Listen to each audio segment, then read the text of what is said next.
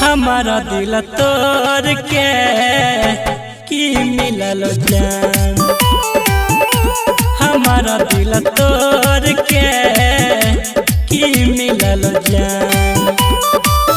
तोरा हम मानई रिहा, तोरा हम मानई रिहा अपन भगवान।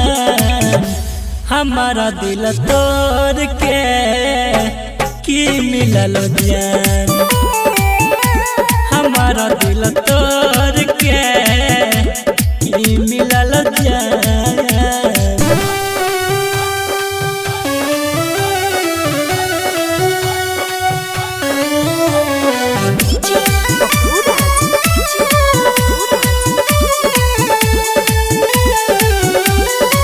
किया तू हमारा छोड़ दिलगे, कैसे तू इतना कठोर भेल गे।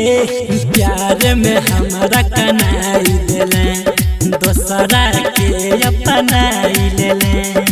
किया तू हमारा छोड़ दिलगे, कैसे तू इतना कठोर भेल गे।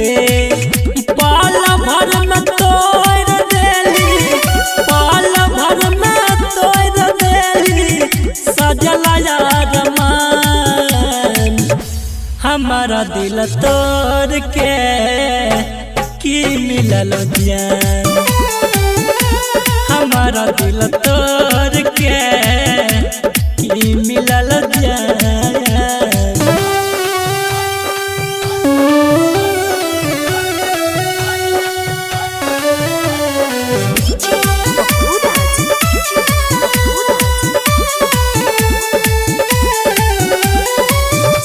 नियन दिल तोरा लगे, हमारा समूह मोरा लगे। टेंशन में हम जिए छियो, दिन रात दारू पिए छियो। शीशा नियन दिल तोरा लगे, हमारा समूह मोरा लगे।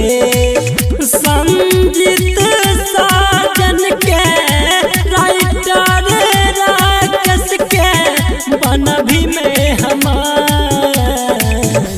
हमारा दिल तोड़ के की मिलल जान, हमारा दिल तोड़ के की मिलल जान।